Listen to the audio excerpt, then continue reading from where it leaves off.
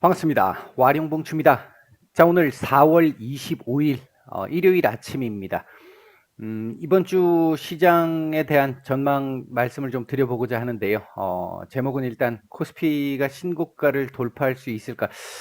제가 지난주 신고가 돌파까지는 아니더라도 그 근처까지는 한번 말씀을 드렸는데 그만큼 못 왔죠. 지지난주에 말씀드렸던 정도가 지난주에 지난주, 지지난주 이게 찍고 거기서 이제 조금 조정을 보이는 그런 모습을 보였는데요.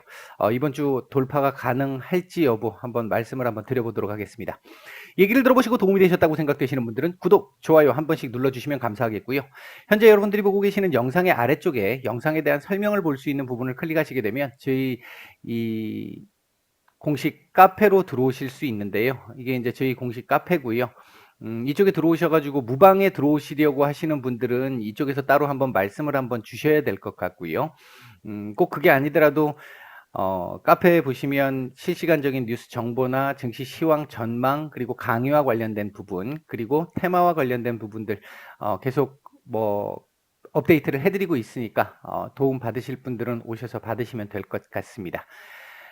자, 바로 보도록 하겠습니다. 먼저 지난주입니다.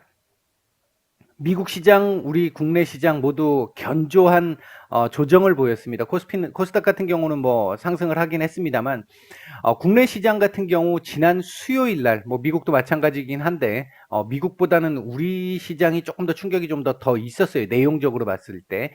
지난 수요일 날, 이 자본이득세, 증세 관련한 얘기가 오후장에, 미국의 수요일 오후장에 나오면서, 이 미국이 급락을 하는 모습이 오후장에 급락하는 모습이 나왔고 그에 따라서 우리 시장에서도 목요일 날 제법 조금 수요일이죠. 죄송합니다. 수요일 날 제법 좀 좋지 않은 모습을 보였습니다. 내용적으로 봤을 때. 그래서 목요일 날 그 부분이 어느 정도 상쇄되는지를 봤어야 되는데 지수는 뭐 나쁘지 않았습니다만 내용적으로 그렇게 썩 좋지 못했다. 아마 제가 그 말씀을 무방에 계시는 분들한테도 드렸었고 영상에서도 장 마감에서 그 말씀을 한번 드렸던 것 같습니다. 그 부분이 좀 있었었고 그리고 어제 그저께 금요일 날 증시 우리 시장 마감을 하는 상황에서 놓고 보면 일단 어느 정도 지난 수요일의 충격은 조금 일단락을 시키는 모습이 좀 나왔어요. 이제 그런 측면에서 봤을 때 금요일 날 지수 자체가 뭐 강보합권 정도에서 마감을 했습니다만 내용적으로 봤었을 때는 일단 한숨은 돌린 정도의 흐름을 보이는 형태였다. 저는 그렇게 판단을 하고 있고요. 그런 차원에서 봤었을 때 이번 주 들어와서 움직이는 모습들을 조금 기대를 해볼 수는 있지 않을까 좀 예상을 하고 있습니다. 만약 금요일 날 그렇게 이 수요일 날의 충격을 마무리 지을 수 있는 일단락 지을 수 있는 모습을 보이지 못했다면 뭐 깔끔하게 수요일 사실 내용적으로 제법 좋지 않았거든요. 그 부분을 완벽하게 상쇄했다라고 보기는 좀 어렵습니다만 방향 자체가 일단 그쪽으로 좀 나왔기 때문에 상쇄시키는 방향 쪽이 좀 나왔기 때문에 수급적인 측면에서도 그렇고 전반적으로 어느 정도 일단락 됐다라고 볼 수 있을 것 같아요. 그렇게 본다라고 한다면 이번 주는 조금 기대를 좀 해볼 수 있지 않을까 그런 차원이다라고 보시면 될 것 같습니다.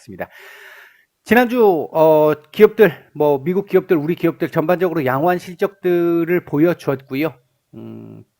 뭐 그렇지 않은 기업들도 좀 있었습니다만 전반적으로는 좀 양호했습니다. 그리고 경제 지표들도 상당히 좀 호조를 보이는 괜찮은 경제 지표들이 나왔고요.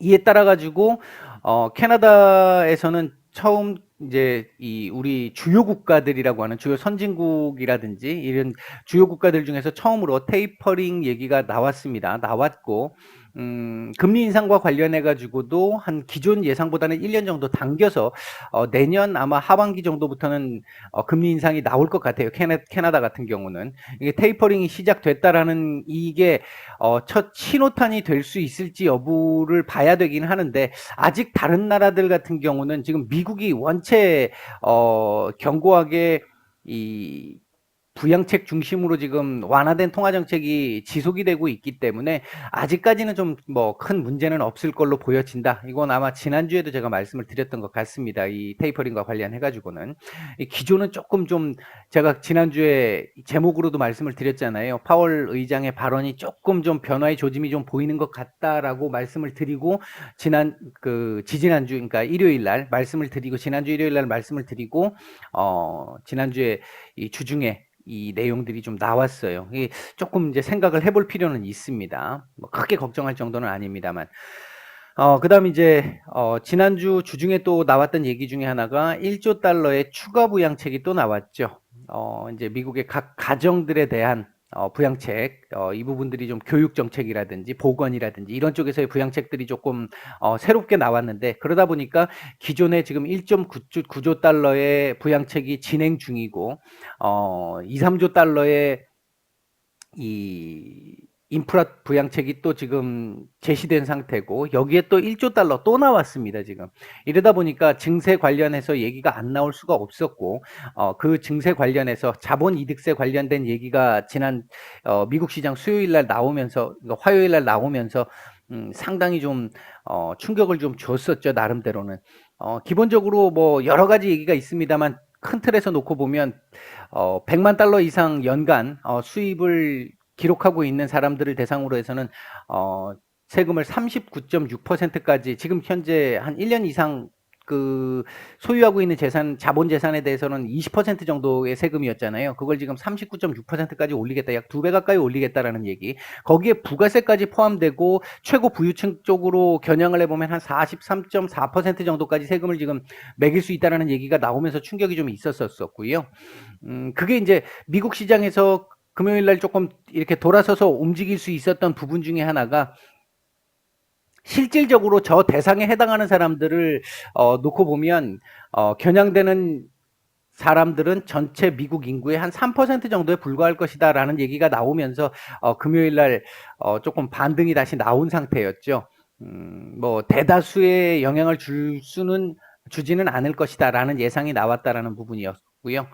그 다음에 또 한 가지가 이제 법인세 관련해 가지고 요 부분 제가 계속 기존에 말씀드렸던 그 부분입니다. 지금 현재 21%의 이 법인세를 28%까지 올리겠다라는 게 바이든 대통령의 공약이었고 했는데, 이 부분에 대해서 공화당의 반대라든지 민주당 내에서도 반대가 지금 조금 일부 있는 상태고요. 이러다 보니까 일단 뭐 미국 언론 쪽에서는 지금 한 25% 정도 예상을 하고 있는데, 요 얘기는 제가 아마 올 초부터 계속 그 얘기를 드렸을 거예요. 28%까지 다 가기에는 좀 부담스러울 거라고, 한 번에 이렇게 다 올리기에는 부담스러울 거라고. 이제 그 말씀 드렸던 대로 아마 진행이 되지 않을까, 일단 그렇게 보고 있고요.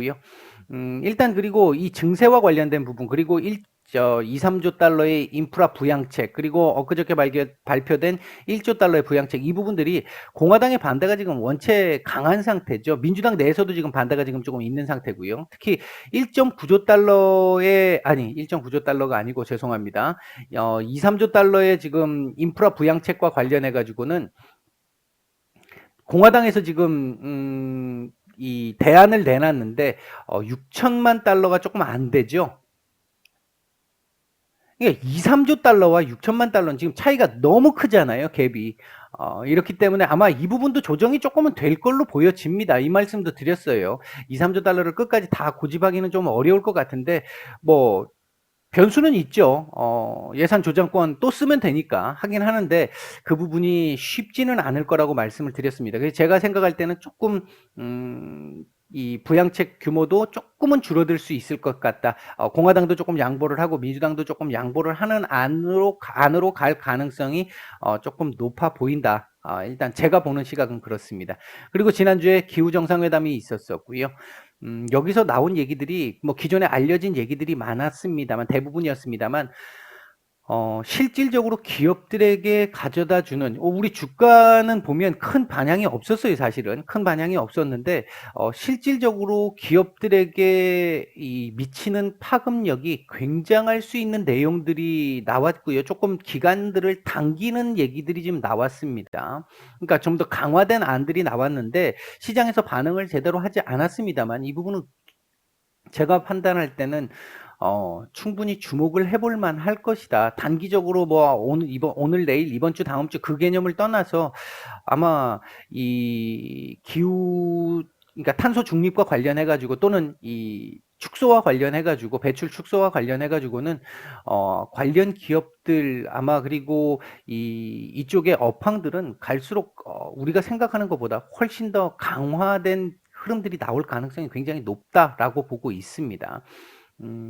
기후와 관련해 가지고는 지금 지금 이대로 가면 지구의 자정작용을 상쇄시키는 넘어서는 지금 오염이 파괴가 일어날 수 있기 때문에 이렇게 되면 지금은 가만 놔두면 지구가 원래대로 제자리로 돌아오지만 이 상태를 넘어서게 되면 가만 놔뒀을 경우에 계속 악화된 상태로 갈 수밖에 없잖아요. 결국 파멸의 시나리오로 갈 수밖에 없는 상황이 될 수밖에 없기 때문에 이 부분은 계속해서 더 강화될 가능성이 높다. 이렇게 보고 있고 관련 기업들은 상당히 아마 그의 이 수혜를 받을 수 있을 거다라고 볼 수 있을 겁니다. 아마 거의 모든 부분들이 다 이쪽과 연결을 시켜서 움직일 거예요. 아마 향후 몇십 년간은요.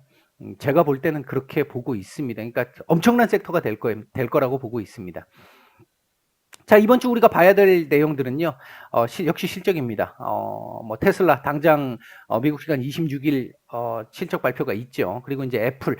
아마 이 기업들이 어떤 실적을 보여주고 어떤 컨센을 보여주느냐에 따라서 관련 업종들의 이 희비가 상당히 크게 왔다 갔다 할 수 있을 것으로 본다. 이번 주에 가장 큰 핵심 중에 핵심으로 보고 있습니다. 일단 이거 잘 봐야 될 것 같고요. 특히 테슬라 같은 경우에 스페이스X가 지난 주말 성공적으로 또 발사가 됐기 때문에 테슬라 쪽에서는 글쎄요, 뭐 당장 뭐 이 전기차 쪽도 그렇습니다만 전체적인 전망들은 대단히 지금 뭐 이 앞서가는 흐름들을 보여주고 있다. 그 다음 계획 상상 이상을 계속 보여주고 있는 그런 모습이다. 일론 머스크가 정말 대단한 사람인 것 같긴 합니다. 자, 그다음에 FOMC. 이번 주 FOMC 사실 큰 내용은 없을 거로 봅니다. 이제 주목해야 될 건 뭐냐면 시장의 통화 정책에서의 기존의 신호를 그대로 계속 보여줄 수 있느냐, 또는 제가 지난주에 말씀을 드렸던 파월 의장의 이 발언의 조금의 변화 조짐, 그 부분이 조금 반영되느냐, 이제 그 부분을 봐야 되는데 일단은 아닐 걸로 봅니다. 일단은 기본적으로는 제가 그게 혹시나 하는 거에서 말씀을 드렸던 부분이지, 기본적으로는 지금 완화된 정책, 인플레이션을 일시적으로 보고 있는 부분, 뭐 2023년까지는 큰 문제 없을 부분 그대로 일단 진행은 할 거라고 보여집니다. 진행될 거라고 보여지고 있고, 혹시나 하는 부분 때문에 일단 말씀을 좀 드리고요. 뭐 이 FOMC는 절대로 무시할 수 없는 이 이벤트니까요. 그다음에 이제 다음 주 이제 이 미국 시간 수요일이죠. 수요일에 바이든 대통령이 의회 합동 연설이 있는데요. 여기서 아마 부양책과 관련돼 있는 내용들, 그다음에 증세와 관련된 내용들이 좀 구체적으로 좀 나올 걸로 보여집니다. 여기서 얘기가 나왔을 때 이제 시장이 어떻게 받아들이느냐도 봐야 될 거고, 어떤 정도의 내용이 나오느냐도 우리가 확인을 해야 합니다. 그러니까 굉장히 중요한 이벤트가 되겠습니다. 이 부분도요. 그다음 이제 우리 국내 시장에서는 공매도를 일주일 앞둔 한 주가 되겠죠. 이 부분에 대한 대비들이 조금씩 나올지도 모르겠는데, 개인적으로 이 부분도 제가 한번 말씀을 드렸던 것 같은데요. 공매도가 이제 시행이 되게 되면 단기적으로 약간의 충격이 없을 수는 없습니다. 다만 지금 우리가 개인들이 얘기하듯이 그렇게 굉장히 충격적인 그런 정도의 상황은 조금 아닐 수 있다. 왜? 그냥 아마 시장이 조금 불안정하거나 안 좋은 구간에서 공매도가 재개된다라고 한다면 충격이 제법 있을 수 있습니다. 근데 타이밍이 괜찮다라고 말씀을 드렸잖아요. 요번에 지금 재개되는 타이밍이. 그런 측면에서 놓고 봤었을 때는 당장은 조금 이 연착륙 가능성은 조금 높아졌다. 일단은 그렇게 볼 수 있겠습니다. 뭐 실적도 계속해서 상향되고 있고 전체적인 흐름도 괜찮은 상황으로 진행되고 있는데 거기다 대놓고 공매도를 뭐 대량으로 때린다, 이렇게 하기에는 좀 부담이 분명히 될 수 있거든요. 따라서 타이밍이 조금 괜찮기 때문에 연착륙 가능성은 충분히 있어 보인다. 뭐 그렇게 볼 수 있겠고요. 그다음에 이제 미중 갈등과 관련해 가지고는 뭐 신장 위구르 자치구 얘기부터 시작을 해서 중국 제재 법안들이 지지난주에 이제 통과가 다 된 상태잖아요. 이 부분에 대해서 지난주에 이 중국 쪽에서 홍콩의 이 홍위군 주둔군을 좀 증강시키는 또 이 대안들이 나왔고요. 대응이 나왔고요. 남중국해 문제와 관련해 가지고도 또 조금 문제가 좀 있는 상태고요. 미중 갈등, 미러 갈등 이 관련해 가지고는 뭐 잠재적으로 꼭 이번 주 한 주를 놓고 얘기하는 게 아니라 잠재적으로 우리가 계속 꾸준히 지켜봐야 할 이 이슈다. 요렇게 말씀을 드릴 수 있겠습니다.